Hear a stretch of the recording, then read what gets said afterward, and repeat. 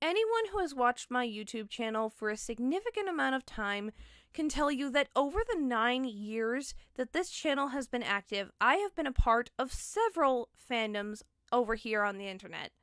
However, the one that I always relate back to and the one I always come home to is Invader Zim. It's just a really easy fandom to integrate into, and there's a major reason for this. Every single person you meet in Invader Zim is really chill and really nice. Not to mention, there's so many different types of fans.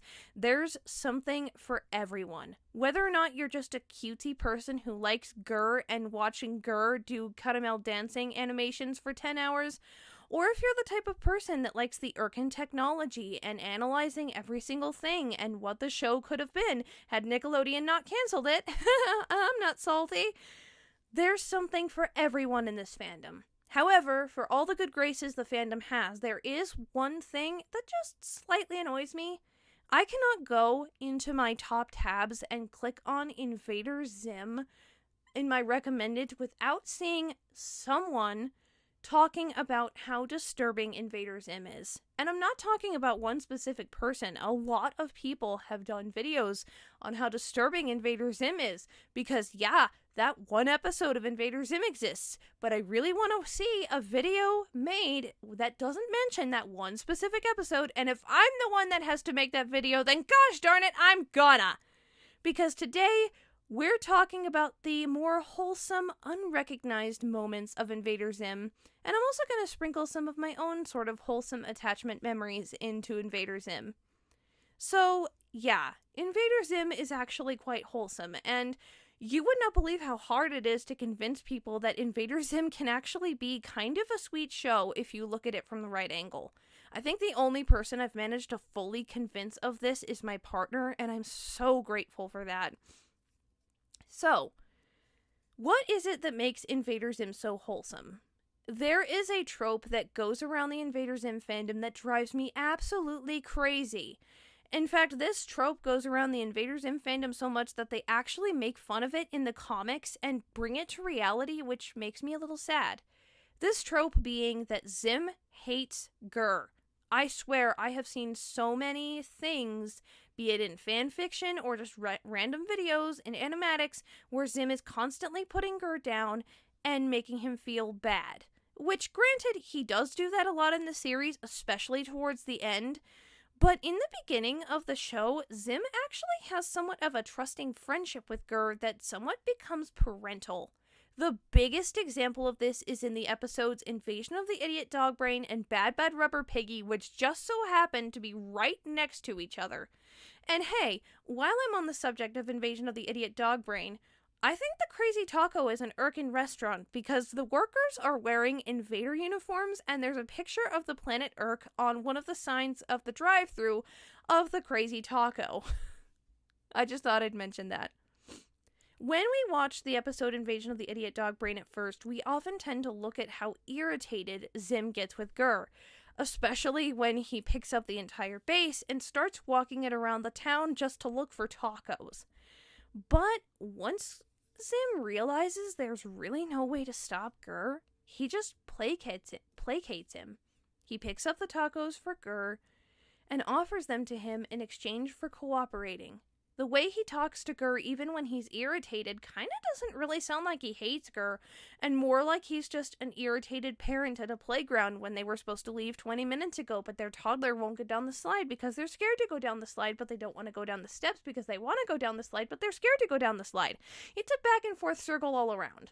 Invader Zim is essentially a parent to Gur, and it makes me really freaking happy to see whenever he gets to interact with Gur. Another really cute thing that I absolutely love is the way Zim lets Gur play in the rubber piggies that he was using for his plan in Bad Bad Rubber Piggy. Like, seriously, that episode just warms my heart every single time I see it for how cute he is with Gur. Another really good Zim and Gur wholesome episode is Gur Goes Crazy and Stuff. Yes, Zim takes Gur's duty mode to like 9,000 and even above, but when he's trying to convince Gur to come back to his old self, he's actually being really gentle with him. And yes, I know he says, "You were my servant once, remember?" But even so, the way he says it is really cute. one of the lines that my partner actually really likes to point out whenever she watches this episode is when Zim shows up at the library and Gur is draining the brains of human citizens. Zim isn't like, "Gur, you filthy, stupid robot thing, we're getting out of here now!" It's, "Gur, we have to get you out of here. You're malfunctioning." He's just wanting to get Gur home because he's a tired toddler that needs to take a nap.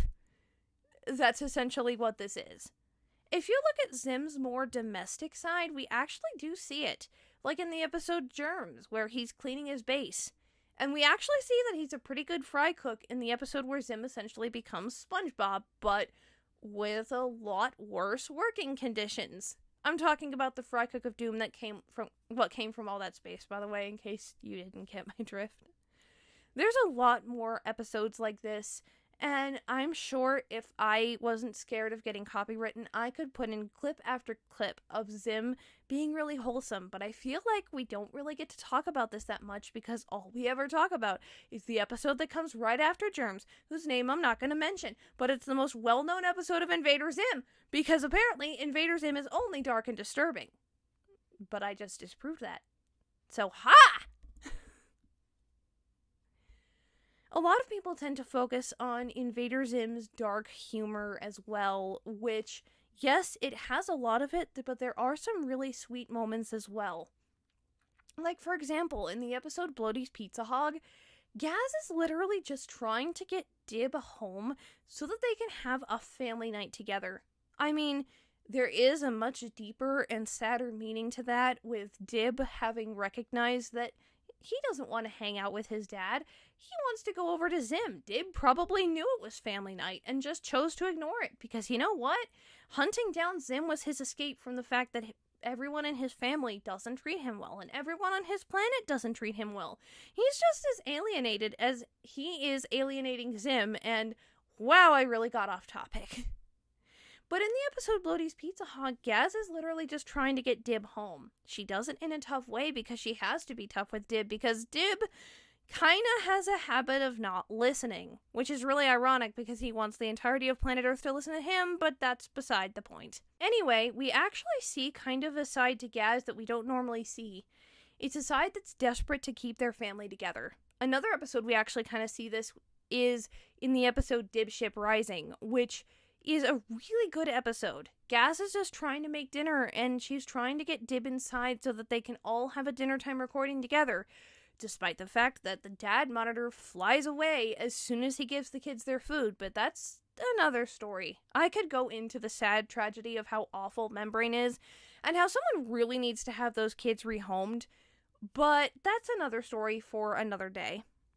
The final thing I want to bring up in terms of wholesomeness in the actual show Invader Zim is Enter the Florpus. Now, I know Enter the Florpus is technically not the show Invader Zim. In fact, it's so separate that it's on a completely different streaming platform. But even so, Enter the Florpus is a part of Invader Zim, and I honestly still count it as the series proper, so I want to talk about it.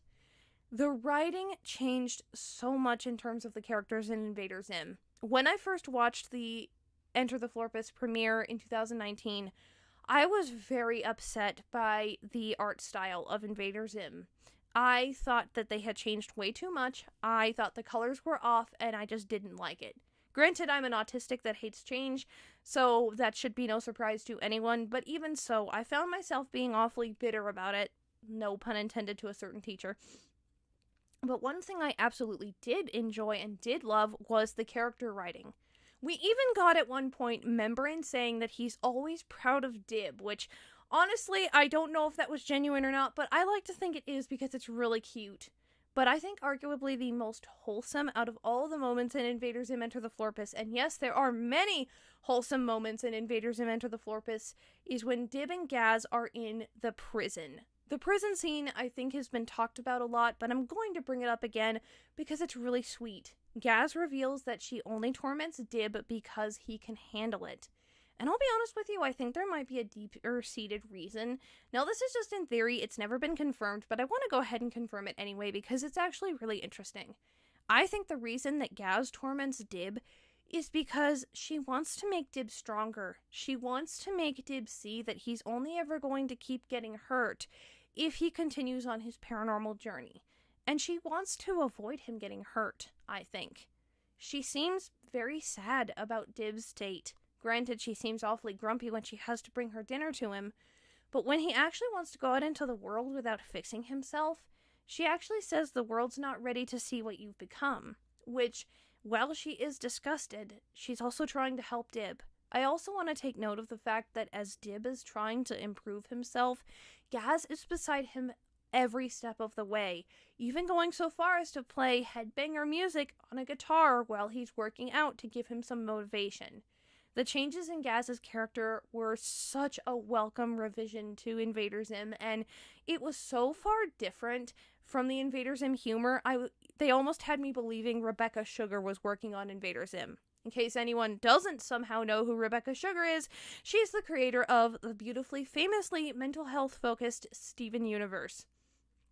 So yeah, I really like Enter the Florpus. I really love the wholesome moments in Invader Zim, and I just wanted to take today to highlight some of those moments. I wanted to go ahead and segue now into some wholesome memories that I personally have with Invader Zim. And if you're not really interested in these, it's fine. I'm glad you've stayed this long. One of the first most wholesome memories I can recall is every single time I watch the episode Nightmare Begins, I want to wrap up in a blanket because it reminds me of winter. So, I think I've mentioned that I went to the Alamogordo School for the Blind, which is about a half an hour away from my house when I was into Invader Zim. And one thing that I always used to do on the drives to and from the school, because my grandmother personally drove me because we lived in an RV, was watch the Invader Zim DVDs in the car. I didn't even wear headphones. Nanny and I just listened to the Invader Zim episodes, and we really enjoyed it. It got even better when one of the teachers, in a desperate attempt to get me to read, actually printed out the Braille transcripts, and I got to read the full script of Invader Zim in Braille. How cool is that? But one of the things that always makes me so wholesome about The Nightmare Begins is the scene where Zim and Gur are setting up their base. For some reason, every single time I watch that scene, I'm reminded of when Nanny and I would drive up to Alamogordo in the dead of winter, and even though it was desert outside and there wasn't snow, it would still be really cold. We'd drive into our RV park, which was kind of dark, that didn't have many streetlights, and we'd come in, and the first thing we'd do is turn on our golden lights and our space heaters. I don't know why, because the Invader Zim base setup is way more different than this wholesome setup that my grandmother and I did that I just described, but for some reason it reminds me of it, and I always feel like I've come home.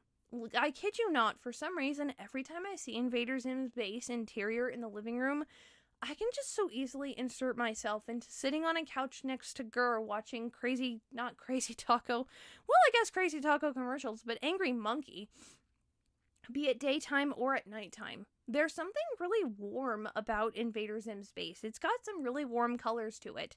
Yes, I know there's a bunch of creepy tubes in the ceilings, but I really like the color of the floor for some reason. Another episode that's really wholesome to me was the episode Plague of Babies.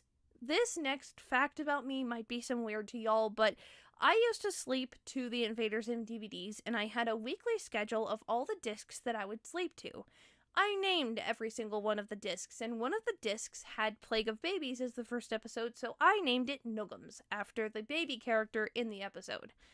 I always used to remember Monday night was Noogums night, and every single Monday night in the winter, I would put on Plague of Babies, and I would just feel this feeling of winter and warming up because I could see the night sky outside of Invader Zim's base, and it reminded me of the night sky either outside the RV or on the weeks that I was home, outside home.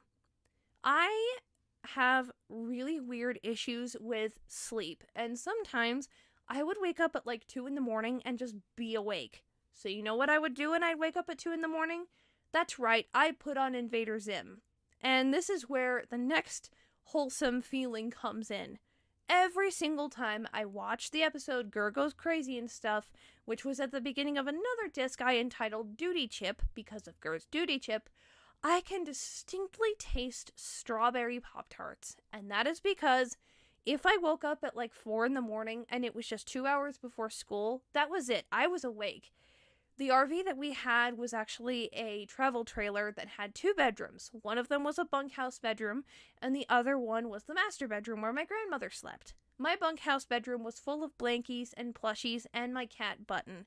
And every single morning, if I woke up at 4 in the morning and Gergo's Crazy and stuff was playing, or I had that disc in because I had slept to it, I would get up, I would get some Pop-Tarts, I'd come back into my room, and I just distinctly remember watching Gergo's Crazy and Stuff and Dib's Wonderful Life of Doom while eating Pop-Tarts wrapped in a blanket at 4 in the morning.